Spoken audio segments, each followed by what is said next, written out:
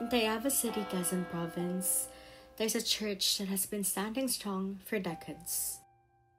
The Minor Basilica of St. Michael the Archangel is a big part of the community's life and history. The stones that built this historical place have witnessed decades of love, resilience, and sorrow. This place holds prayers and stories that have been passed down for generations. From its founding in 1578 by Franciscan missionaries to its rise from the ashes after calamities, this church has endured, and so has the faith of the people who call it their own.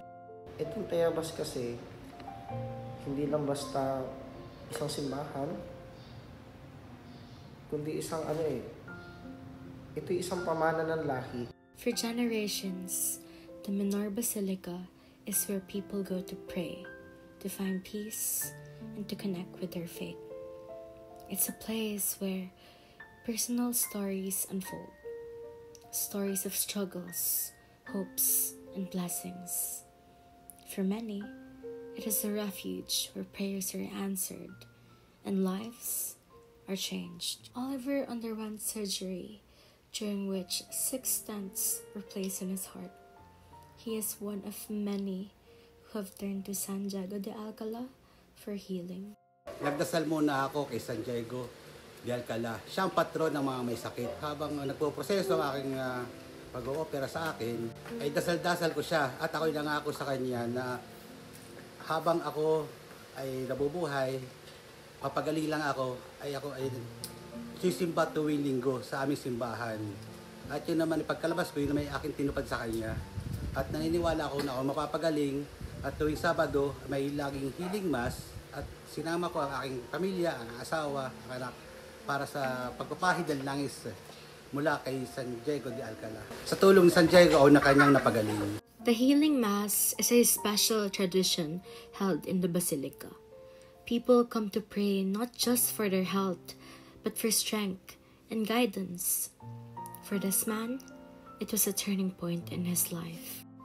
It's in moments like these, when people come together to pray, that the true spirit of the basilica comes alive. The church itself has been a symbol of resilience. It began as a simple bamboo structure, built to introduce Catholicism to the people of Tayabas. Over time, the church was rebuilt and expanded, which led to the cruciform shape it has today.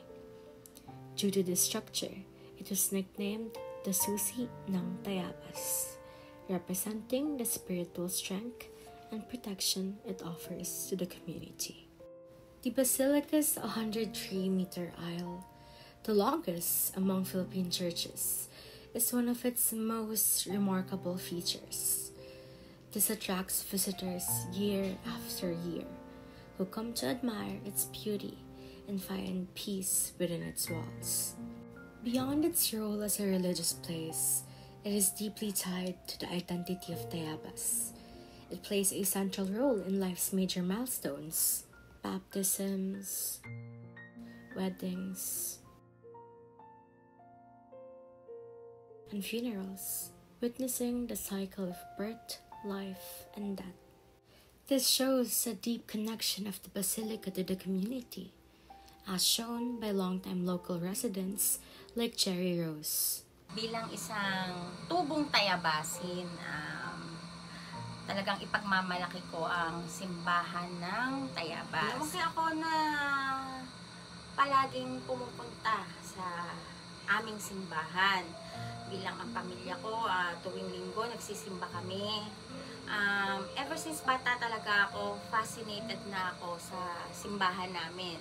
Talagang yun ang dream ko, ang makasal dun sa simbahan na yun. At natupad naman siya. Sa ngayon, talagang bilang may pamilya na rin ako, ganun pa rin ang gusto ko sa mga anak ko. Every Sunday, nagsisimba kami. Sama-sama, banding na namin yun. Tapos, bale, ang simbahan ng St. Michael, naging takbuhan ko siya every time may mga problema. Doon ako humihiling na malampasan ko ang aking mga pinagdadaanan. Malaking tulong sa akin ang simbahan ng St. Michael. Talagang isa siyang malaking parte ng aming buhay. For Cherry, the Basilica has always been there. It's been the place where her family has celebrated their most important moments and found strength in tough times. This connection to the Basilica shapes the lives of many Tayabasins. Aside from these, stories of miracles are what puts the Basilica in further spotlight. One of the most famous stories is the one of the glowing cross. In 1949, people saw the cross shine in the dark night, even though the town had no electricity at the time. This mysterious light left a lasting impression. In fact, one of the elderly people who witnessed this says she remembers it happening like it was just yesterday. Aba, sabi ko, aba, liwanag ng cross. Aba, ay cross, ay ilaw na ilaw. That was 1949. The people who saw this happening viewed the glowing cross as a powerful symbol of the divine protection and grace that they believe surrounds the Basilica. These stories continue to inspire and draw people from all over, strengthening the church's reputation as a site of miracles and faith. The Basilica is where people come to pray, to seek peace, and to feel close to God. And for many, it's a family tradition passed down through generations. Naging malaking parte sa akin na simbahan kung saan ito ang tahanan ng mga nananampalataya sa Diyos kagaya ko. Dito ko nabuksan ng loob sa Panginoon ating Diyos na ang dahilan kung bakit palagi ako nasimba sa araw ng linggo at ang pagkumpleto ng simbang gabi kasama ang mga naging pagteri ng buhay ko tulad ng pamilya at kaibigan. For the younger generation, the church is a way to keep tradition alive, to stay connected to their roots, and to pass on what they've learned from their families and community. The Menor Basilica of St. Michael the Archangel is a treasure of Tayabas, a place that continues to touch lives and inspire devotion. This is where history is not just remembered, but lived, a place where the stories of the past continue to guide the present and shape the future. It is a symbol of faith, resilience, and community. A legacy of the past that will continue to guide the people of Tayabas for generations to come. And as long as it stands, this Basilica will remain at the heart of Tayabas.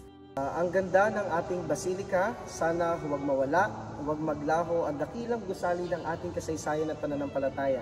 Sana sa muli mong pagparito, kasama ang inyong kapamilya, kamag-anak, kakilala, kaklase, lalong-lalo na sa mga taga-UP, masabi din nila, ang ganda, nakakamangha, makasaysayan at ang pinaka-importante sa lahat, itong ating basilika ay banal. Dahil ito ang simbolo at nagpapalago ng ating pananampalataya noon, ngayon at magpakailanman. Muli, maligayang pagdating sa Basilica Menor ni San Miguel Arcangel, ang tagapagtanggol natin laban sa kasamaan. Magandang araw sa inyong lahat.